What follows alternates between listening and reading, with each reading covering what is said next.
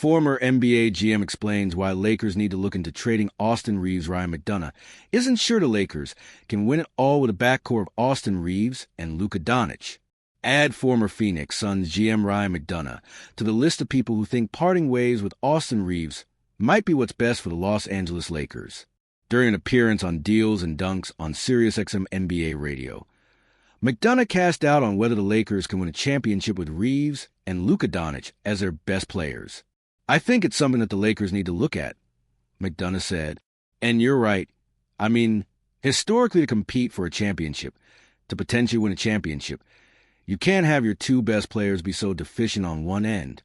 I mean, Luka is maybe the best offensive player in the league, certainly in the top 5. Austin Reaves has really ascended as one of the better offensive players," McDonough continued. "But Luka, in particular, defensively really struggles.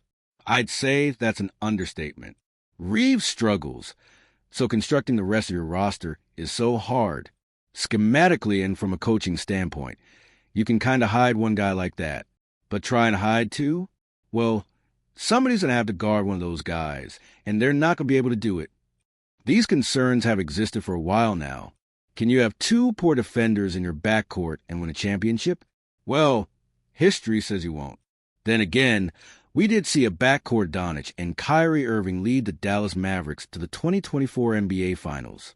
Sure, they lost in 5 games to Boston Celtics, but that was primarily due to Irving and the supporting cast struggling mightily on offense. There was a lot of talk about the Mavericks' defense in that series, but the Celtics didn't get to 110 points in any of the 5 games. If the Mavericks had played up to their capabilities on offense, they could have potentially won. So it's not impossible, but it is difficult. The Lakers will need to surround Doncic and Reaves with good defenders, the way the Mavericks had done. You had the likes of P.J. Washington, Derrick Jones Jr., Daniel Gafford, and Derek Lively too on that team. The issue with the Lakers is that Jared Vanderbilt and Marcus Smart are the only good defenders on the roster. It's going to be difficult to put together the ideal supporting cast around Doncic and Reaves. The easier option would be to trade the latter and get the right pieces next to the former. Reaves would fetch the Lakers a pretty good haul. The 27-year-old has averaged 26.6 points, 5.2 rebounds, 6.3 assists, 1.0 steals, and 0.2 blocks per game in 2025-26, while shooting 50.7% from the field. He was looking like one of the better players in the NBA before he went down with a calf injury. Clutch Sports Group CEO Rich Paul did suggest that the Lakers trade Reaves for Jaren Jackson Jr. from the Memphis Grizzlies.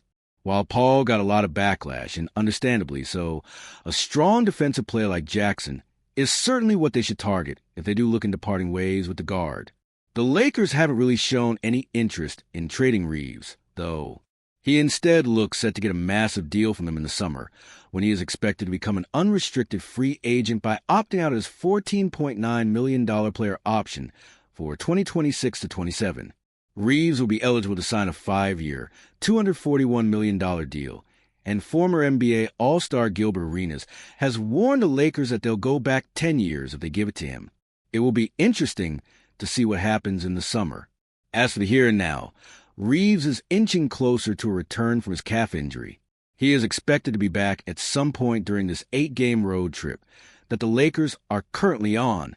They have gone 1-1 their first 2 games and will take on the Mavericks next at American Airlines Center on Saturday at 8:30 p.m. Eastern Time.